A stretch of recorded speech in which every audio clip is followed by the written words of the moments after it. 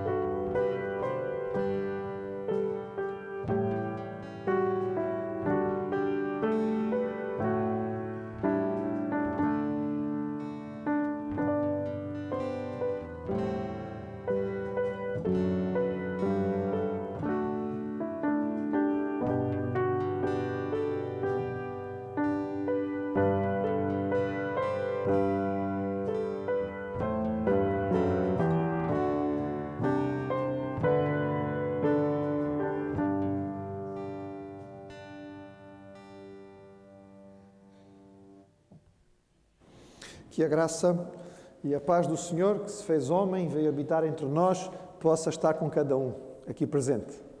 É bom que os irmãos tenham vindo, é bom aqueles que podem nos acompanhar através da transmissão na internet. Nós louvamos ao nosso Deus porque ainda temos esta possibilidade, não é? E segundo as instruções que foram dadas ontem pelas nossas autoridades, percebemos que não vamos ter impedimento de termos o nosso culto de Natal. Então os irmãos organizem-se, como habitualmente, dia 25, pelas 11 da manhã, teremos o nosso culto. Alguns irmãos já me perguntaram se vai ser mais do que um. Não, irmãos, vamos ter um culto só, será às 11 horas, para aqueles que puderem estar. Normalmente esse dia também é um dia que várias pessoas estão com alguma limitação, mas teremos o nosso culto na celebração nesse dia 25. Celebraremos o nosso Natal no domingo anterior, nos 2 cultos da manhã, mas no dia 25 também teremos culto. Vamos ler a palavra do Senhor, segundo ela nos anuncia. 700 anos antes de Jesus vir, Isaías profetizou. Vamos ficar de pé em reverência à palavra de Deus e ler aquilo que a profecia anunciava. Levanta-te, resplandece, porque é chegada a tua luz, e é nascida sobre ti a glória do Senhor. Pois eis que as trevas cobrirão a terra e a escuridão dos povos, mas sobre ti o Senhor virá surgindo, e a sua glória se verá sobre ti, e nações caminharão para a tua luz, e reis para o resplendor da tua aurora. Então brotará um rebento de touros de Jessé, e das suas raízes o novo frutificará, e repousará sobre ele o Espírito do Senhor, o Espírito da sabedoria e do entendimento, o Espírito de conselho e de fortaleza, o Espírito do conhecimento e de temor ao Senhor.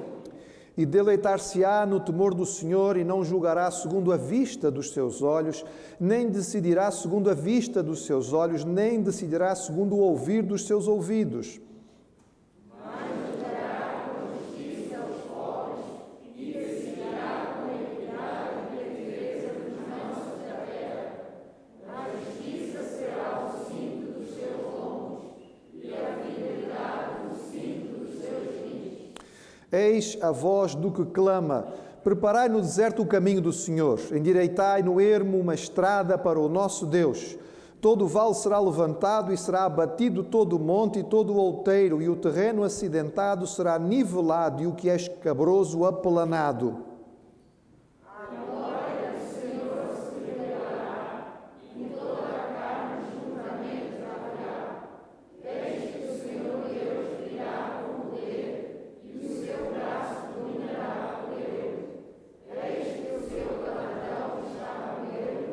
E o Como pastor, ele apacentará o seu rebanho. Entre os seus braços recolherá os cordeirinhos e os levará no seu regaço. As que amamentam, ele as guiará mansamente. Amém? A profecia falava já de forma clara a respeito da vinda do Senhor, de Deus conosco, Emanuel. E a Igreja de Cristo canta a vinda de Jesus desde sempre. E o cântico que vamos cantar agora nos lembra exatamente esta alegria de Deus conosco. Num cântico que é cantado já há alguns séculos, porque vem da era medieval para nós e é um dos favoritos de Natal. Ó, vem Emanuel.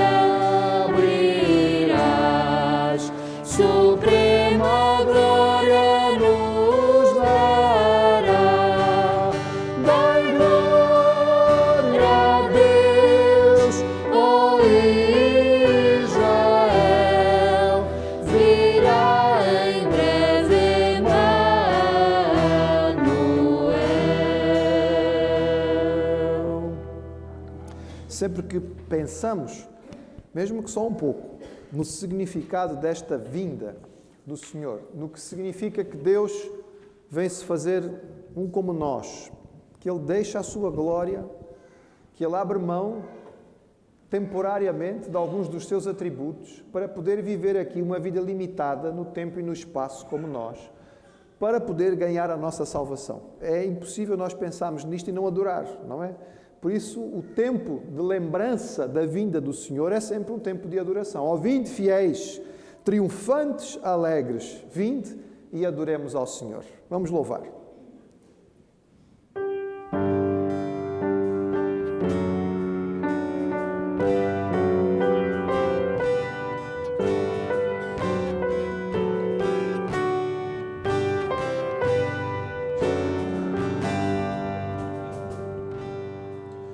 Ave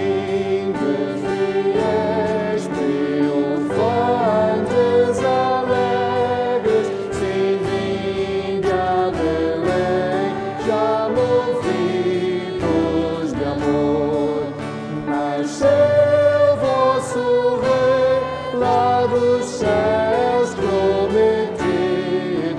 Ó, vinde, adoremos, ó, vinde, adoremos, ó, vinde, adoremos ao nosso Senhor. Olhai, admirados, a sua humildade, os anjos o louvam com grande fervor, pois veio conosco habitar encarnado. Ó, vinde, adoremos, ó, vinde, adoremos, ó, vinde, adoremos ao nosso Senhor.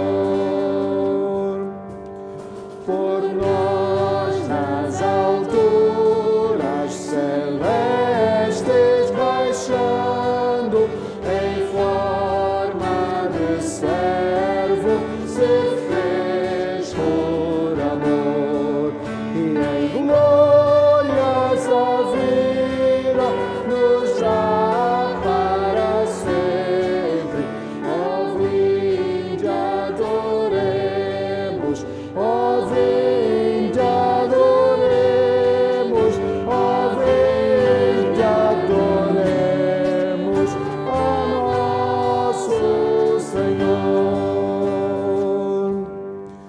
Nos céus adorai-o, vós anjos em coro, e todos na terra tributem louvor.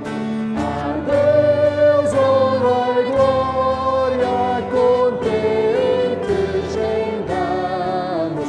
Ó, vinde, adoremos, ó, vinde, adoremos, ó, vinde, adoremos ao nosso Senhor. Senhor, nós te louvamos por este mistério extraordinário que é a encarnação. Te adoramos, Senhor, porque ultrapassa a nossa capacidade de entendimento, ultrapassa aquilo que é o nosso raciocínio, o nosso sentimento, Pai. Abrir mão da glória, humilhar-se por nós que não merecíamos, por nós que éramos teus inimigos, por nós que tínhamos preferido ficar distanciados. A tua graça nos surpreende, nos encanta, Senhor, e nos constrange. E nós te louvamos porque nesta ocasião que ficou convencionada, nós nos lembramos novamente e nós cantamos a chegada do Salvador. Tu vivendo entre nós. Recebe, Senhor, o nosso culto, recebe a nossa adoração, enche os nossos corações de alegria nesta ocasião. Que aquilo que eventualmente pode nos trazer alguma tristeza no mundo à nossa volta não venha, Senhor, a ser maior do que a maior satisfação de todas, que é ter o nosso Salvador conosco. Nós te rogamos, no nome santo de Jesus. Amém. Olhe para quem veio estar a cultuar à sua volta, não é? Dê pelo menos uma saudação, que é possível, àqueles que aqui vieram para nós podermos adorar juntos. É bom que nós possamos aqui estar e ainda bem que ainda temos esta possibilidade. Os irmãos podem sentar-se. Semana passada nós tivemos a nossa Assembleia. Entre aquilo que aqui fizemos, nós podemos agradecer ao Senhor pela sua provisão para a Igreja. Também pensamos nas atividades do próximo ano e nós elegemos ou reelegemos irmãos para as várias atividades. Os irmãos têm ali na entrada a lista dos nomes, não é? Porque alguns não receberam e agora tem ali, está já corrigida, o irmão pode tirar ali na entrada. E para que é que serve esta lista? Toda a gente sabe, não é? Que é para a gente poder ver quem é que é responsável e poder puxar o pé dele, não é? Pisar no seu calo, reclamar porque as coisas não estão a funcionar bem. Não é bem isso, pastor. Desculpe, irmãos. Peço perdão. Os irmãos não entenderam bem. Não.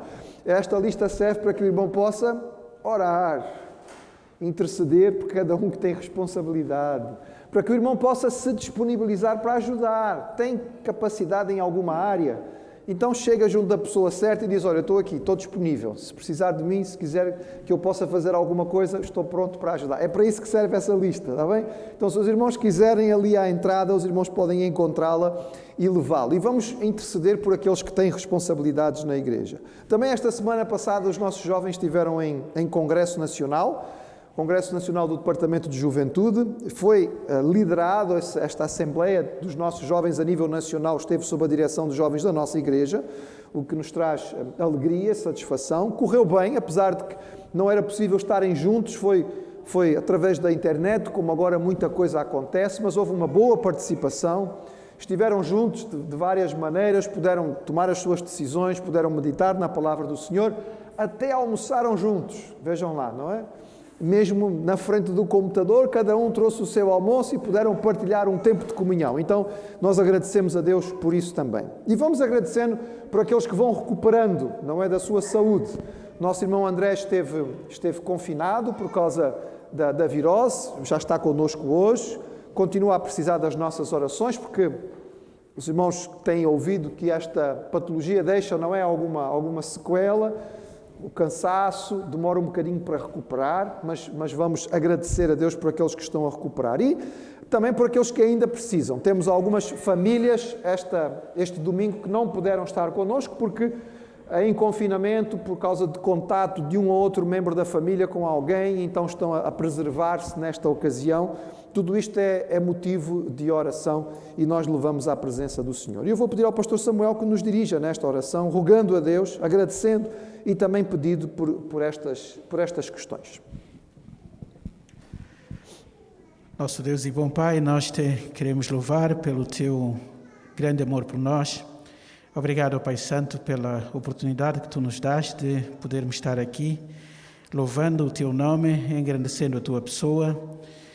É um privilégio da nossa parte de podermos cultuar ao Santo Deus, reconhecendo as bênçãos que continuas a derramar sobre nós.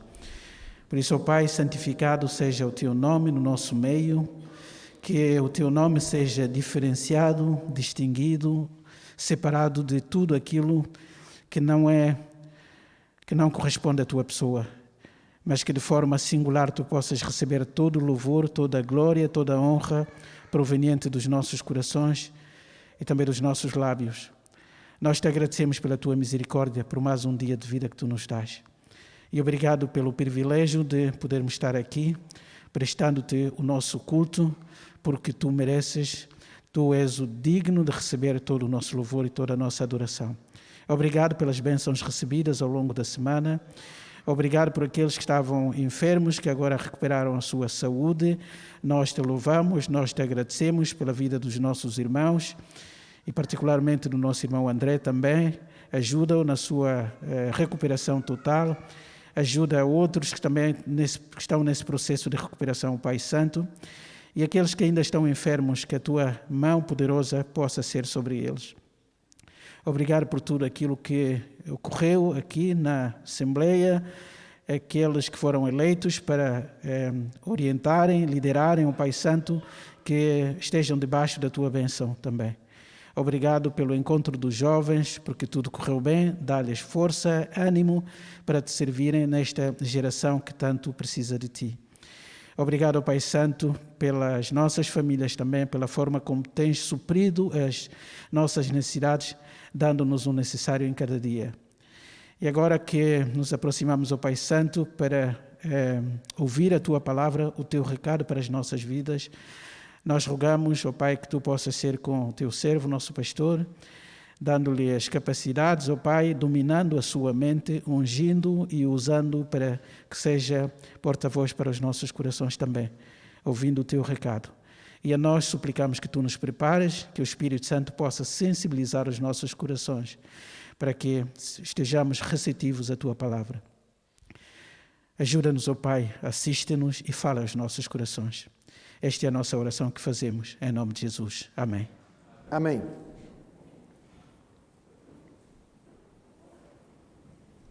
Podemos dizer que praticamente em todas as casas nós encontramos decorações. Elas fazem parte da nossa vida. É engraçado isto, porque este aspecto é um daqueles que não pode ser explicado pela teoria da evolução. Porque o ser humano é, em toda a criação, a única espécie que tem a capacidade de apreciar o belo. Nós somos capazes de ver e julgar as coisas, avaliar as coisas. E nós gostamos de nos cercar de coisas belas. Há um senso crítico de beleza no ser humano, que é próprio do ser humano. Nós gostamos de coisas bonitas. Sinceramente, irmãos, eu creio que faz parte daquilo que foi a nossa criação. Quando fomos feitos por Deus inicialmente, os nossos primeiros pais foram colocados num lugar muito belo. E aquilo faz parte daquilo que é nosso, intrínseco. Nós apreciamos a beleza, então nós gostamos de ter coisas bonitas à nossa volta. É interessante porque as decorações, às vezes, são até um gasto de dinheiro que nós podíamos dizer assim, não tem grande utilidade, não é? As coisas que nós usamos para decorar a casa não são necessariamente úteis ou necessárias, mas nós investimos nelas porque gostamos de ter coisas bonitas. E quando nós olhamos para a decoração de uma casa, nós aprendemos ou vemos alguma coisa sobre os seus donos, não é? O tipo de decoração nos diz alguma coisa sobre as pessoas. Temperamento, cultura, não é? Há culturas, por exemplo, que têm decoração muito, podíamos chamá-la talvez um pouco fria, não é? Tudo branco ou preto, cinzento, linhas muito retas, pouca imagem, digamos assim. Há culturas que gostam de coisas quentes, não é? Pintam as paredes de laranja, vermelho, amarelo, verde fluorescente, que gostam de pôr muitas coisas a decorar. Isso varia de cultura para cultura, varia com os temperamentos das pessoas e a forma delas estarem. E quando chega o Natal, a decoração muda. Em geral, nós temos alguma decoração extra que nós usamos só nesta altura do Natal. E nós nos cercamos de símbolos que possam nos ajudar a celebrar este período. Mais uma vez, algumas culturas são muito exuberantes. Já vivi em lugares onde as ruas, as casas eram decoradas de forma muito grande. Por exemplo, os nossos irmãos americanos dos Estados Unidos da América gostam às vezes, aquilo que poderia para nós parecer até um bocadinho exagerado, não é? É na fora, é no quintal, é no jardim, é tudo e mais alguma coisa, é luz por todo o lado, é decoração em todo o lado. Também já estive em lugares do mundo, irmãos, onde o Natal passava completamente despercebido, porque não havia absolutamente nenhuma figura. O contexto era muçulmano, não se celebrava o Natal. Nós, como crentes em Cristo, devemos compreender que tudo nas nossas vidas deve ser baseado na Palavra de Deus. E é por isso que a mensagem que eu trago aos irmãos hoje não é necessariamente uma mensagem expositiva de um texto bíblico, é uma mensagem prática sobre aquilo que deve ser a nossa postura nesta ocasião, porque há símbolos que se usam no Natal que são próprios, que são bíblicos, e há símbolos que se usam no Natal que não têm nada a ver com a Bíblia. E nós devemos perceber aqueles que são mais ou menos legítimos para cada um de nós. Começando pela própria celebração do Natal. Há algumas seitas que não celebram o Natal, não é? É proibido, não é? Faz parte é intrínseco a eles. Por exemplo, as chamadas testemunhas de Jeová proíbem qualquer tipo de celebração natalina. Mas já começa a haver alguns grupos, mesmo dentro das igrejas chamadas evangélicas, que vêm à frente dizer que não se deve celebrar o Natal. O Natal é uma festa pagã e nós não devemos usá-la de forma absolutamente nenhuma. E a dificuldade está, em grande parte, porque a data escolhida para o Natal não corresponde ao fato histórico. Nós não sabemos quando é que Jesus nasceu. Nós sabemos quando Jesus morreu. Nós temos a data ao extremo de saber a hora. Nós sabemos o dia e a hora em que Jesus morreu. E quando celebramos a Semana Santa e celebramos aqueles momentos especiais daquela sexta-feira, nós sabemos exatamente o dia em que aconteceu e a hora em que Jesus foi levado para o Calvário, a hora em que ele foi crucificado, a hora em que ele clamou ao Pai, a hora em que ele morreu. Sabemos, mas não sabemos a ocasião do seu nascimento. É celebrado no dia 25 de dezembro porque se convencionou, mas de certeza que não foi nesta ocasião que Jesus nasceu. O que nós temos, biblicamente falando, é sobretudo o relato feito por Lucas. E baseado no relato de Lucas, no serviço de Zacarias no templo e na ocasião em que os pastores ficavam no campo guardando os seus rebanhos, nós temos um período relativamente grande que poderia ir de maio até outubro aproximadamente, que era a época em que os pastores normalmente estavam no campo com os seus rebanhos. Por exemplo, a primeira recordação que há da celebração do nascimento de Jesus foi pela igreja cristã que existia no Egito e ela celebrava no dia 25 de maio. Imagine, vamos fazer o Natal dia 25 de maio, e não vai ser coisa tão esquisita, não é? Mas foi a primeira celebração que foi feita. Nós sabemos que nesta ocasião de dezembro, os pastores não estavam no campo, portanto não foi nesta ocasião que Jesus nasceu, mas naquela época em que Israel fazia parte, a zona onde Jesus nasceu fazia parte do mundo romano, havia uma grande celebração, muito antiga. Entre o dia 17 e o dia 24 de dezembro celebravam-se as Saturnálias, que era uma festa pagã romana ligada ao inverno. E no dia 25 celebrava-se a festa do Deus Sol. A ideia era, tinha passado o dia mais curto do ano, não é? O dia em que não havia, o inverno estava a começar, o dia mais pequenino, em que havia menos luz.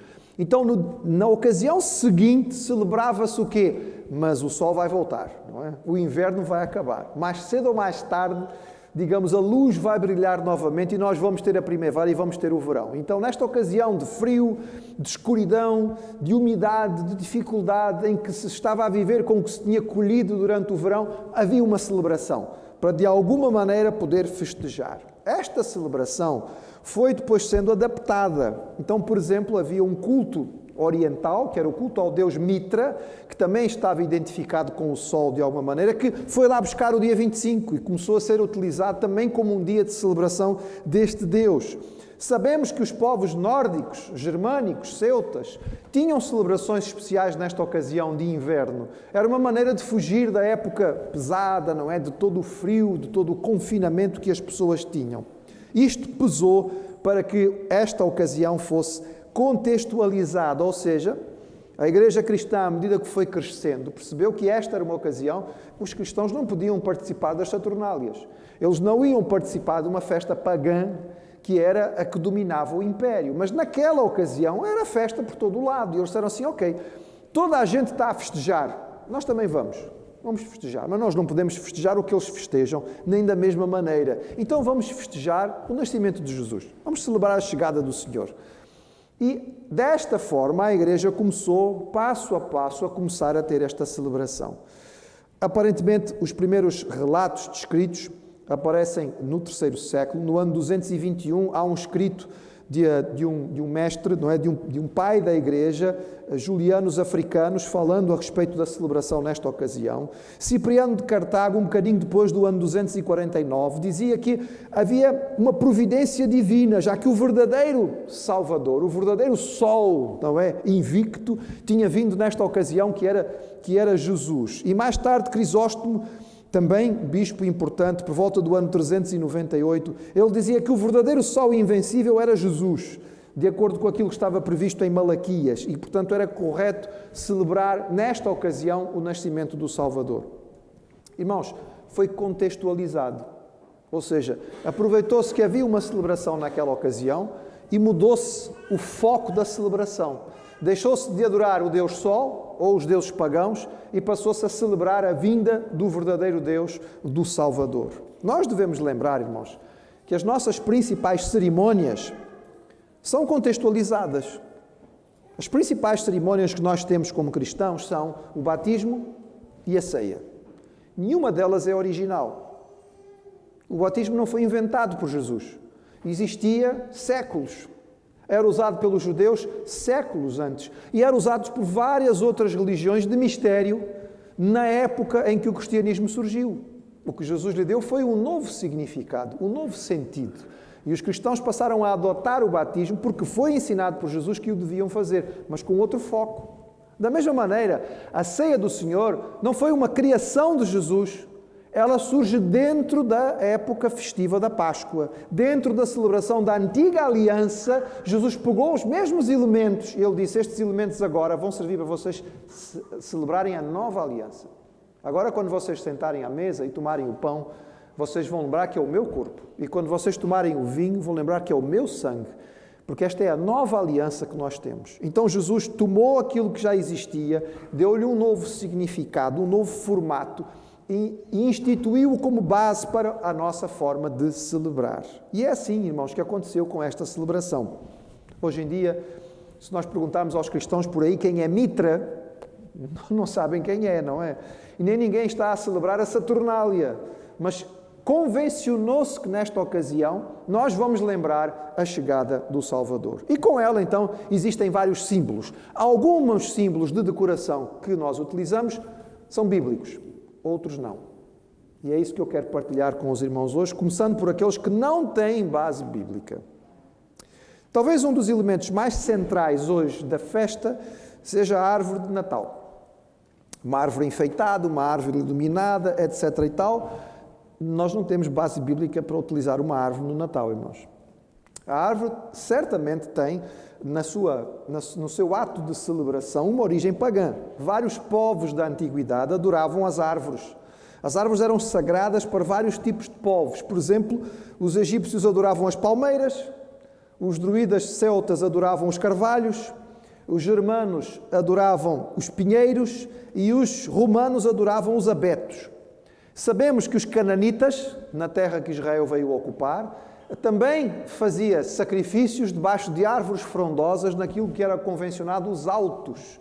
E várias vezes o Antigo Testamento fala sobre os altos. Em cima de colinas onde havia árvores frondosas, eles faziam os sacrifícios aos seus deuses. É possível que a árvore de Natal, de alguma maneira, tenha ido buscar alguma ideia nisto, mas nós não temos a certeza de como é que ela começou a ser usada.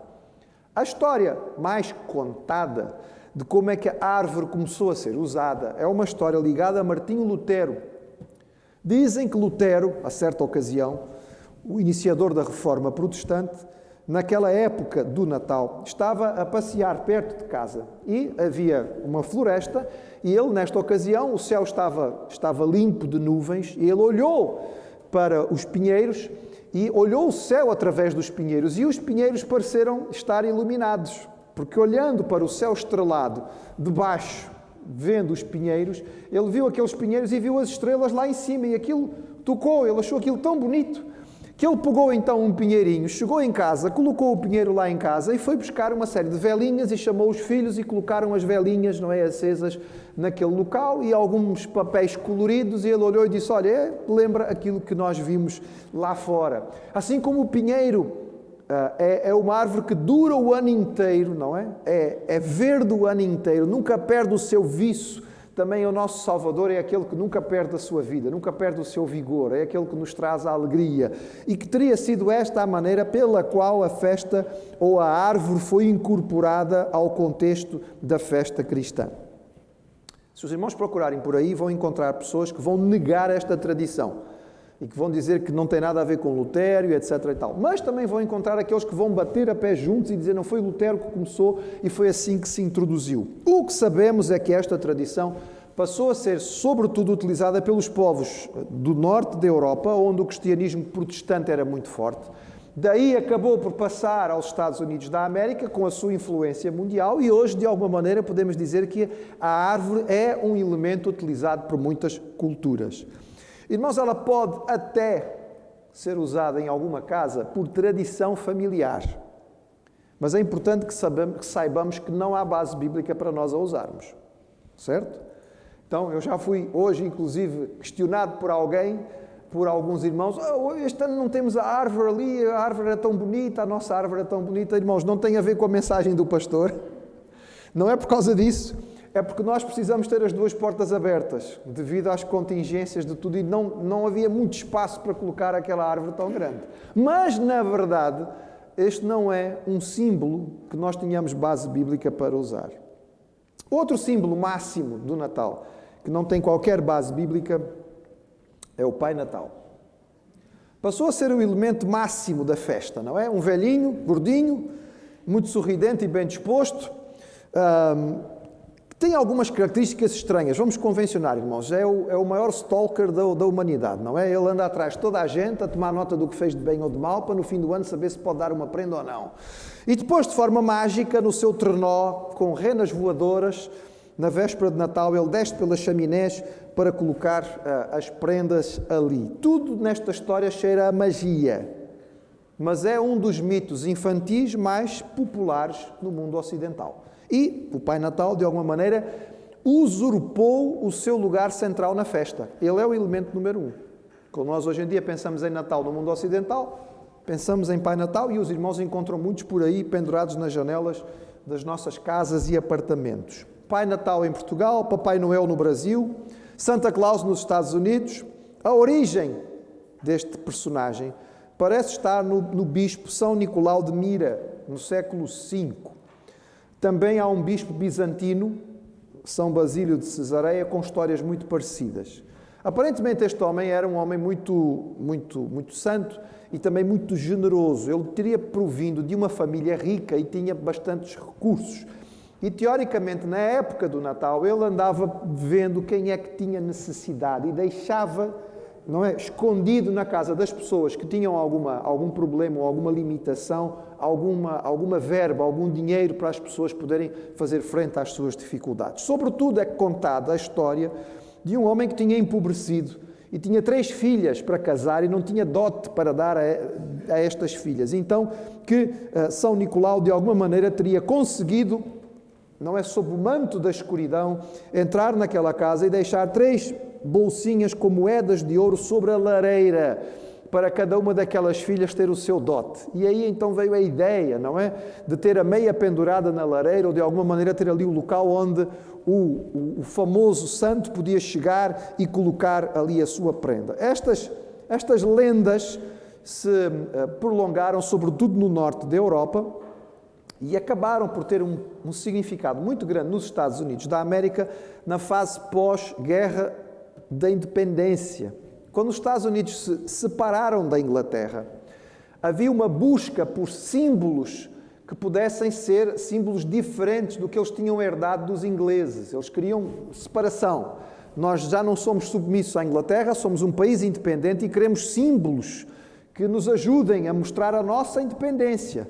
E então, uma das principais cidades, não é, do novo país dos Estados Unidos era a cidade de Nova Iorque. Eu não sei se os irmãos sabem, mas a cidade de Nova Iorque foi fundada por holandeses. Ela inicialmente não era Nova Iorque, era Nova Amsterdã. E da Holanda havia uma grande tradição ligada a este São Nicolau. Então foi-se buscar esta ideia e começou-se a usá-la de forma significativa nos Estados Unidos. Em 1822, o senhor chamado Clement Moore, era um professor de literatura, ele escreveu um conto, meio poema, em que o conto chamava-se Uma Visita de Santa Claus, ou de São Nicolau. E é neste conto que cria-se a ideia dele viajar no céu com renas voadoras e entrar pelas chaminés, numa época do ano em que normalmente se fazia a limpeza das chaminés, para os ares poderem ser mais purificados nas casas. Poucos anos depois, um cartunista pegou o exemplo desta imagem, porque o santo era representado na Europa vestindo com roupas eclesiásticas, mas roupas eclesiásticas para descer pela chaminé não davam muito jeito. Então ele vestiu o São Nicolau com roupas próprias de um lenhador, de um caçador, de alguém que andava na floresta, não é? Que era um pouco mais móvel. E então ele apareceu com roupas castanhas esverdeadas. Em 1931, irmãos, vejam, foi outro dia, né? Foi recente. Em 1931, a Coca-Cola, percebendo que havia uma baixa de venda do refrigerante na época do Natal, fez uma campanha para recuperar o auditório. Porquê? Porque Coca-Cola não é refrigerante, algo fresco, na época do calor, mas no frio não apetece. Então eles fizeram uma grande campanha publicitária e vestiram o famoso São Nicolau, não com uma roupa própria de lenhador que anda, não é, na floresta, mas de vermelho e branco, que eram os símbolos da empresa. E basta os irmãos pensarem que não faz sentido nenhum um indivíduo andar por aí vestido de vermelho e branco para entrar pelas chaminés, mas pronto. E assim criou-se a imagem e ela ficou e tornou-se tão importante. Irmãos, esta que sem dúvida é uma imagem alheia ao Natal. Ela desvia o foco daquilo que é verdade. Ela acresce à realidade da nossa celebração a mentira contada às crianças, o que é claramente antibíblico. Nós não devemos ensinar os nossos miúdos a respeito disto, irmãos. Não é algo próprio daquilo que é o crente que deve andar na verdade. Infelizmente, o que acontece é que as crianças ligam a figura do Pai Natal a Deus. O Pai Natal é aquele velhinho bondoso que traz aquilo que eu quero. Então, quando Deus eventualmente não me dá aquilo que eu quero, Deus é mau, Deus não presta. E certamente, irmãos, entre as muitas imagens bíblicas que nós temos de Deus, nenhuma delas tem a ver com o Pai Natal. Infelizmente, esta figura tem desviado o foco daquilo que é a verdadeira celebração. Quais são os símbolos bíblicos que nós poderíamos usar para recordar o Natal? Bem, irmãos, sem dúvida, o número 1, aquele que é mais próprio para nós lembrarmos aquilo que representa o Natal, é o presépio. O presépio está baseado no texto bíblico que nos fala que foi assim que aconteceu o primeiro Natal. A palavra de Deus nos diz em Lucas: e deu à luz a seu filho primogênito, e envolveu-o em panos e deitou numa manjedoura, porque não havia lugar para eles na estalagem. E assim nós sabemos que Jesus nasceu numa estrebaria, não é? Ali cercado de animais. Estava apenas ele, José, Maria e o bebé, e depois chegaram os anjos, porque os anjos anunciaram aos pastores e os pastores correram a Belém à procura deste local e encontraram exatamente como os anjos tinham descrito. Diz a história que foi Francisco de Assis que criou o primeiro presépio vivo. Em 1223, ele pediu autorização papal e criou uma imagem realista para a sua missa de Natal e para o seu sermão de Natal. Então ele criou um presépio vivo e pregou o seu sermão de Natal com aquela imagem ali. E as pessoas acharam tão bonito, tão interessante, que começaram a querer fazer algo semelhante lá em casa. E aí isso espalhou-se pela Itália e começou a chegar a outros países. Na Espanha, a tradição chegou através do rei Carlos III, que a trouxe de Nápoles. Na altura, o rei de Espanha também era rei de Nápoles. E assim chegou aqui à Península Ibérica e espalhou-se pelo mundo de fala latino-americana. O presépio é um símbolo de Natal, irmãos. Se nós quisermos ser fiéis, historicamente, nós não iremos colocar nos nossos presépios os magos, não é?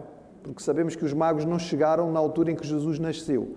Mas se o irmão colocar os magos no seu presépio, não é heresia, é apenas anacronismo, ou seja, está errado em termos temporais. Mas este nós sabemos que é um elemento que nos lembra a mensagem do Natal da humildade. Um Deus que se faz homem já é um ato de humildade incrível. Mas que se fazendo homem e podendo escolher aonde nascer, escolhe nascer numa estrebaria, numa família de camponeses, pobres, que nem conseguiam levar uma oferta maior, mas no dia da sua circuncisão, da circuncisão de Jesus, só tinham dinheiro para comprar 2 pombas, que era o mais pobrezinho possível. É este o contexto. E esta é uma das lições maiores do Natal, a humildade e o altruísmo do nosso Deus. Outro símbolo, irmãos, que será aceitável do ponto de vista bíblico serão luzes. Nós gostamos de iluminar a nossa casa e as nossas janelas para celebrar o Natal. Há quem veja aqui alguma contaminação pagã, mas a palavra de Deus nos dá alguma base para nós vermos a luz como símbolo da chegada do Salvador. Afinal de contas, foi o Senhor que preparou uma estrela para anunciar que Jesus ia vir. Os magos vieram e eles disseram: onde está aquele que é nascido Rei dos Judeus? Porque vimos a sua estrela no Oriente e viemos adorá-lo. E eis que a estrela que tinham visto no Oriente ia adiante deles até chegar ao lugar e se deteve onde estava o menino. E vendo eles a estrela, regozijaram-se. Também diz o texto bíblico que na noite em que Jesus nasceu, houve luz extraordinária. O anjo do Senhor veio sobre eles e a glória do Senhor os cercou de resplendor e tiveram grande temor. Certamente muita luz, muita iluminação especial aconteceu na altura em que estes anjos apareceram para cantar a glória do Senhor. As luzes do Natal, irmãos, nos fazem lembrar a soberania e a glória de Deus. Nos fazem recordar que Jesus é a luz do mundo. É aquele que veio para um povo que estava em trevas e trouxe a iluminação que era necessária. A iluminação que nós encontramos em Deus não é a iluminação humana, da ciência, da sabedoria ou do conhecimento. É a iluminação da presença de Deus connosco. Porque o que nos leva para as trevas é o nosso pecado. O que nos leva para as trevas é a nossa separação de Deus. Quando um dia nós estivemos na presença do Pai, na Jerusalém Celestial, diz o texto sagrado da Revelação de Apocalipse que não vai haver sol. Porquê, irmãos? Não vamos precisar de luz, porque vamos estar na presença de Deus. E essa luz vem dele, é a glória do Senhor. Então, quando nós colocamos luzes para celebrar o Natal, nós estamos a fazê-lo com uma base bíblica razoável, porque tem a ver com a nossa recordação de que quando Jesus veio, realmente o céu se iluminou. Também devemos olhar para estas luzes, irmãos, lembrando que elas não devem só servir para trazer algum carisma, digamos, à nossa celebração, mas que assim como Jesus veio como luz, Ele também disse aos seus discípulos: vós sois luz do mundo. E esta é uma época em particular que nós devíamos nos recordar da nossa responsabilidade de brilhar e mostrar quem o nosso Senhor é. Não sendo propriamente decoração, mas uma coisa que faz parte das nossas celebrações e tem toda a base bíblica, serão os cânticos de Natal. Encher a nossa casa com música natalina, irmãos, é muito propício. Além de alguma decoração que o irmão tem, hoje em dia é bastante fácil, não é?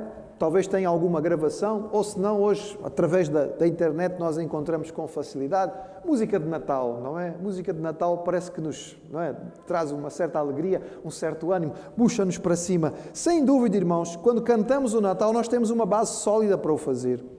Porque o texto bíblico diz que no primeiro Natal apareceu uma multidão dos exércitos celestiais louvando a Deus e dizendo: glória a Deus nas alturas, paz na terra, boa vontade para com os homens.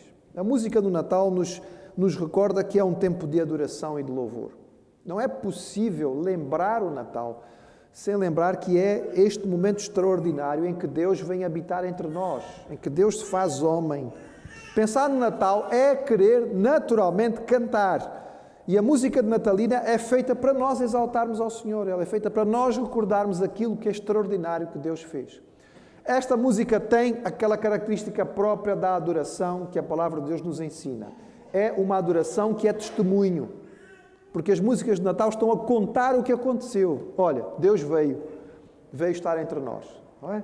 Ele veio habitar entre nós. Ele veio para ser o nosso Salvador. Então, sem dúvida, temos base bíblica para as utilizar e nós não conseguimos pensar em Natal sem música e fazemos bem, porque faz parte.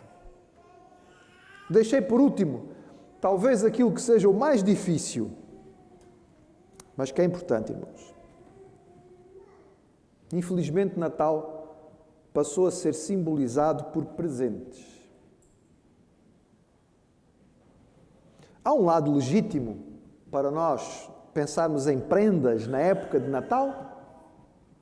Sim, senhor. Está na Bíblia. Diz o texto o seguinte: e entrando na casa acharam o menino com Maria sua mãe e prostrando-se o adoraram e abrindo os seus tesouros ofertaram-lhe dádivas. Ofertaram-lhe dádivas. Ouro, incenso e mirra. Há lugar para presentes no Natal, irmãos? Sim, senhor. Para quem? Para Jesus. O aniversário é dele. O aniversário é dele. Quando nós pensamos em presente e em Natal, irmãos, nós devemos pensar em duas coisas. Primeiro, Natal nos fala sobre o presente de Deus. Sim, o presente é um símbolo de Natal. É o presente maior que nós podíamos ganhar. O maior presente que alguém pode dar a outra pessoa é o próprio. E tantas vezes nós nos esforçamos para dar prendas e negamos a prenda mais importante. As pessoas que realmente são próximas de nós e nos amam, e as pessoas a quem realmente queremos mostrar o nosso amor, nós o fazendo dando de nós mesmos. Porque esse é o presente maior. Quantas e quantos filhos neste mundo inteiro e ao longo da história têm sofrido por não sentirem que são amados pelos seus pais. E se nós os confrontarmos, os pais, com esta questão, são capazes de ficar indignados. Como assim o meu filho diz que eu não amo? Eu dou-lhe tudo e mais alguma coisa. Se calhar esse é o problema. É que você dá-lhe tudo e mais alguma coisa. Mas há uma coisa muito importante que provavelmente você não deu. Porque se o seu filho não se sente amado, é porque você dá-lhe tudo e mais alguma coisa, mas não se dá a si mesmo. Quando pensamos em prenda e em Natal, nós pensamos no presente de Deus. E como é que Deus nos presenteou? Irmãos, Deus já nos tinha dado tudo. Este mundo maravilhoso, este universo lindíssimo, este planeta com paisagens deslumbrantes. Deu-nos a vida, deu-nos a saúde. Criou-nos com esta capacidade de desfrutar tanta coisa. Mas o presente maior de Deus não é nada disto, irmãos. O presente maior de Deus é Ele mesmo. É Emanuel. É Deus conosco. Mas quando pensamos em presente no Natal, irmãos, nós devíamos pensar em presente que nós damos ao Senhor, porque é o aniversário dEle. Curiosamente, os nossos irmãos americanos, batistas americanos, têm por hábito, já há bastante tempo, celebrar na época do Natal a sua oferta missionária. A oferta missionária dos batistas americanos é chamada oferta Lottie Moon. Lottie Moon foi uma missionária americana, uma das pioneiras do trabalho missionário feminino solteiro, na época em que só se pensava em missões, famílias, nunca se imaginava que uma moça sem ser casada podia ser missionária. Lottie Moon, ultrapassando todas estas barreiras, foi uma missionária de grande significado na China. E ela dedicou-se de tal maneira ao trabalho que podemos dizer que literalmente deu a sua vida. Ela acabou por morrer quando estava muito doente, ainda embarcou para ser levada aos Estados Unidos, mas não chegou a fazer a viagem. E tendo sido o seu falecimento nesta ocasião, ficou marcada a época do Natal como a época de levantar uma oferta, lembrando desta missionária e uma oferta específica para missões mundiais, para alcançar o mundo, para alcançar aqueles que não conhecem o Evangelho. Esta é uma boa maneira de celebrar o Natal com presentes, dando presentes ao Senhor. Irmãos, nós deveríamos olhar para esta questão do presentear do Natal e compreender isto. O centrar em nós mesmos, o ceder ao consumismo louco que a nossa cultura tem, devia ser algo que nós devíamos fugir. Se temos que pensar em prendas, irmãos, vamos pensar em coisas úteis. Se vamos realmente, dentro daquilo que é o hábito, digamos, presentear com alguma coisa, vamos presentear com aquilo que tem alguma utilidade. Mas, sobretudo, os nossos mais pequeninos, que poderão ser tomados desse consumismo desde cedo, ajudá-los a compreender que Natal é época de dar, não de receber. Talvez seja um bom momento para levar os nossos filhos a irem visitar locais como, por exemplo, orfanatos, não é? Irem levar uma refeição a sem-abrigos. É o momento de nós darmos e ficarmos mais parecidos com o Senhor, que no Natal deu-se a si mesmo por nós. Nós temos, irmãos, motivos para celebrar o Natal com alegria. A data não é a data certa, sim, mas é a convencionada. Mas é legítimo nós celebrarmos. Nós somos ensinados na palavra do Senhor a celebrar o nosso Deus e a anunciar as suas maravilhas. Diz o livro de Salmos continuamente: há maravilha maior do que o nascimento do Salvador? Deus vindo habitar entre nós? É um milagre, é um mistério. É a graça de Deus por nós, é a encarnação que nós nem conseguimos entender, é a maior prova do seu amor e vamos deixar de celebrá-la? Não, vamos celebrar, irmãos. Temos uma data convencionada, ok, mas vamos celebrar, vamos festejar da maneira certa. Vamos usar aqueles símbolos que nos ajudam a pensar na mensagem do Natal. A glória do nosso Deus, a sua humildade, a sua soberania, o seu dar-se por nós. Vamos permitir que seja o foco de Deus na época do Natal a estar nos nossos corações. Festejar com alegria, festejar para o Senhor, porque este é o seu aniversário. É o aniversário de Jesus.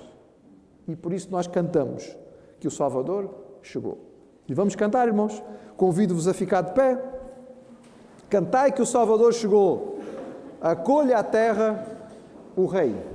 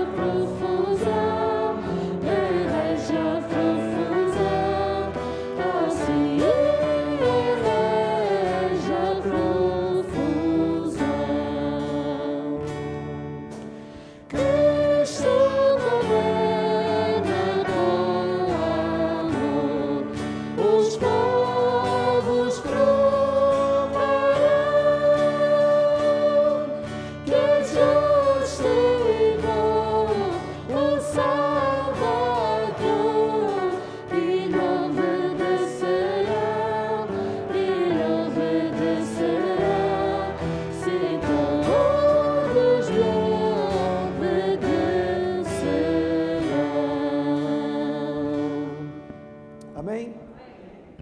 Este hino começa cantando sobre a primeira vinda e termina cantando sobre a segunda vinda.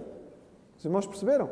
Nós começamos cantando quando o Salvador chegou e terminamos cantando a profecia de que um dia Ele vai governar e os povos vão experimentar a sua misericórdia.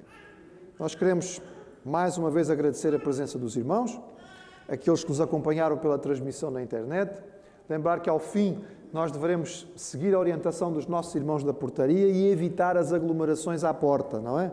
Até porque falta meia hora para o recolher e nós devemos utilizar bem o nosso tempo. Que o Senhor continue abençoando a sua semana e que aquilo que nós vimos da palavra do Senhor de forma prática possa ser entendido por cada um de nós. Pai, nós te louvamos-te pela alegria do Natal, pela celebração da vida, pela chegada do Salvador. Ajuda-nos, Senhor, a celebrar este Natal de forma bíblica, de forma correta, de uma forma que expressa verdadeiramente aquilo que é a mensagem da tua chegada, da tua humildade, do teu altruísmo, da tua dádiva à humanidade. Que nós possamos ter nesta vinda de Jesus a verdadeira alegria e que possamos também, Senhor, partilhá-la com aqueles que ainda não conhecem. Rogamos tudo em nome de Jesus. Amém.